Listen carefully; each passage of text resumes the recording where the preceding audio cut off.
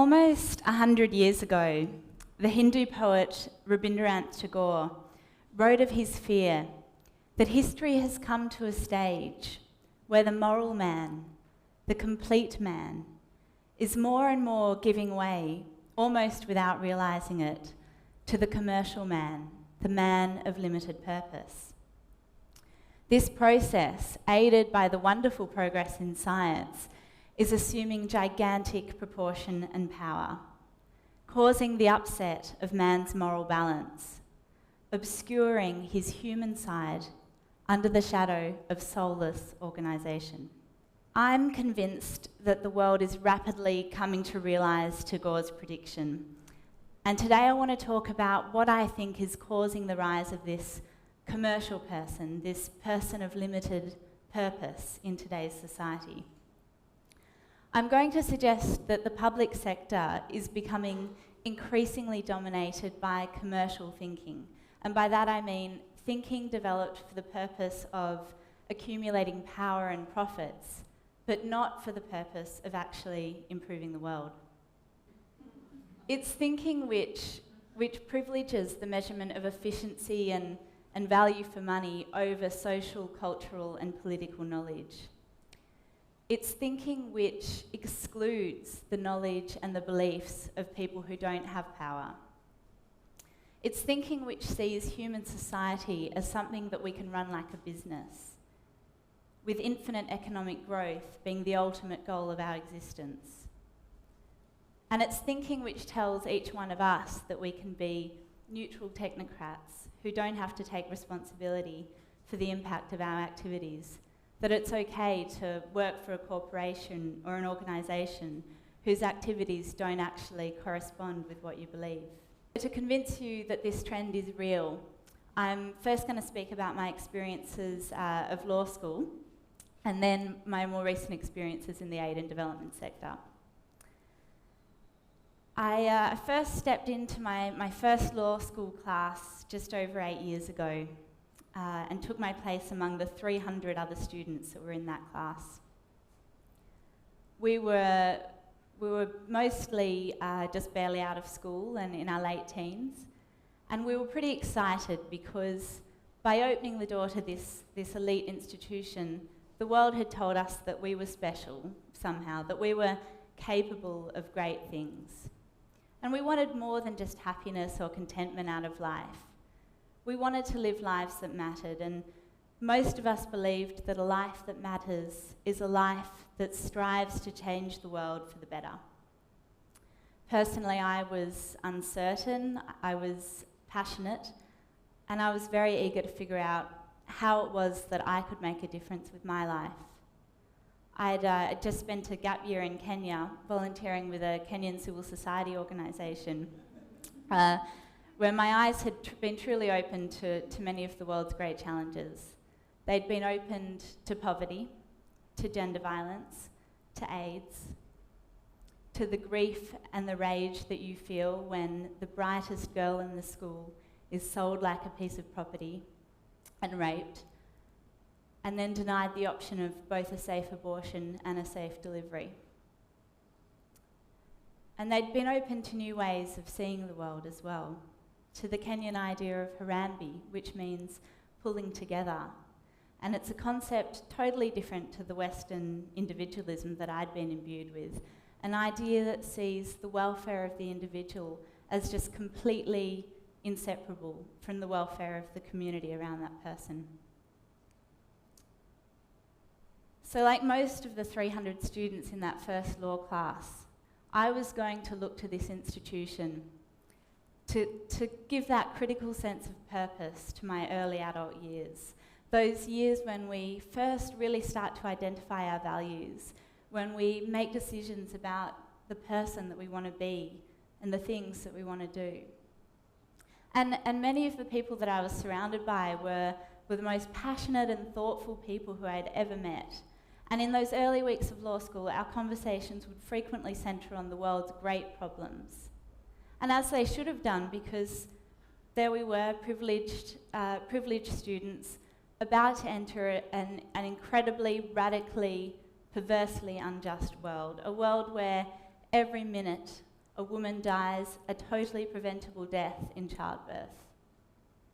A world where corporate greed and political interest have slowed down our response to something as grave as climate change. A world where 10% of the people own more than 85% of the wealth. A world where attending the ANU Law School, as we were doing, is something just so far out of the reach of the vast majority of the population as to be unimaginable. But with the exception of the odd, infrequent elective, each one of these issues would remain firmly outside of the classroom. Instead, like law students all over Australia, we would learn that the law was a series of rules, handed down by judges on the bench to lawyers who supposedly neutrally applied them. An Indigenous friend of mine once pointed out that in one of the areas of criminal law that we were studying, more than 90% of the defendants were Indigenous, and yet this was never once acknowledged in class. I remember noticing that almost all of the rape victims that we were reading about were women, but again, this was never something that we talked about. And when the odd brave student would bring something like this up in a lecture or a tutorial, they'd be quickly reminded that this information was irrelevant. And it would be implied that they were being naive or emotional, or that they were just plain wrong, and that the problem was that they weren't thinking like a lawyer. And we would learn that thinking like a lawyer means, to quote the author and Professor Margaret Thornton, thinking like a benchmark male. That is, thinking that is white, Anglo-Celtic, heterosexual, able-bodied, and like a man who follows a mainstream religion and right-of-centre politics.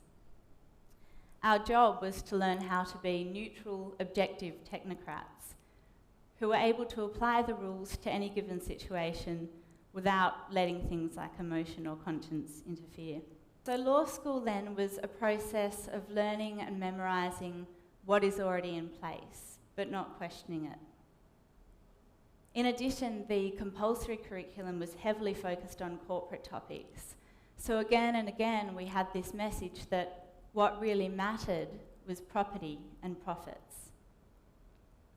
At the end of the semester, we would take exams, which were often worth up to 100% of our mark, and which were then marked on a strict bell curve so that more than half of us couldn't receive anything higher than a credit.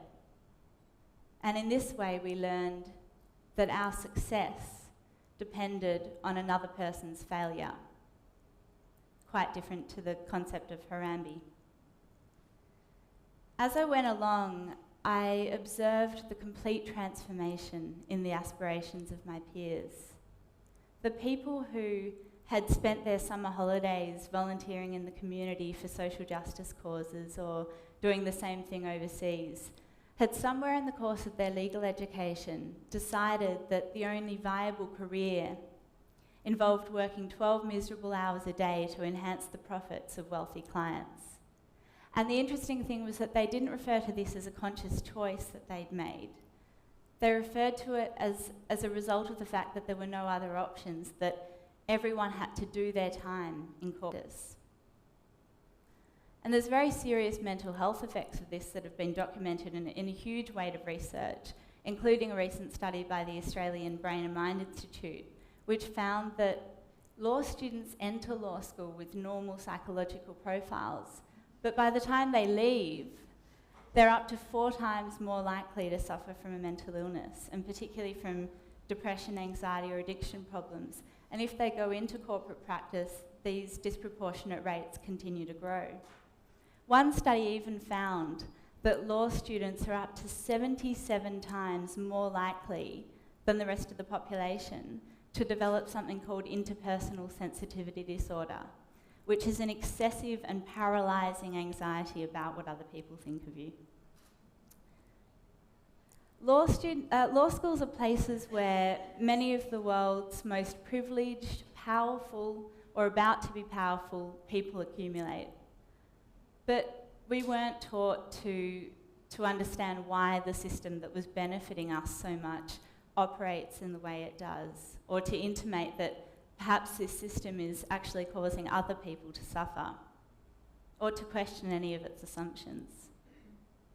We're not taught to create, we're not taught to critique, and we're certainly not taught to shape the world in the service of moral purpose. And instead of opening the door to the wide world of opportunities, to the many ways that we could go out there and make a difference to the world when we finish, law schools actively foster the misleading conception that the real world of law only exists in corporate practice. Since I finished law school, I've discovered that this benchmark male thinking isn't just limited to legal education or to corporations. Increasingly, it's something that I think is pervading the public sector as well. The public sector, as I've experienced it in my work in aid and development, is increasingly dominated by corporate managerialist language. It's full of supposedly neutral technical experts who drive results agendas that are excessively focused on fitting narrow value for money equations and achieving numerical outcomes. As in law school, there's little space for reflection on the real lives of people who make up the figures. As in law school, knowledge that is considered objective, technical, and result-based reigns supreme, while more complex, less quantifiable knowledge is marginalised and inferiorised. Within this new results framework, the term evidence-based has become an adjective used to describe research, advocacy, basically every activity that NGOs do. Indicators have become another very popular tool for measuring aid and development activities. So, why does this matter? Well, because defining the meaning of evidence and indicators is an incredibly loaded and powerful exercise, and it can't be seen just as technical and objective. To name and define a category, to decide what will be measured and how it will be measured, is to simultaneously produce knowledge and power. And it transforms potential creators into executors of a predetermined system. It's an approach that ignores the fact that, as the poet Audre Lorde wrote, the master's tools will never dismantle the master's house. Now, you'll know by now that I'm not an economist. I don't deny that there are realities about the way that people buy and sell.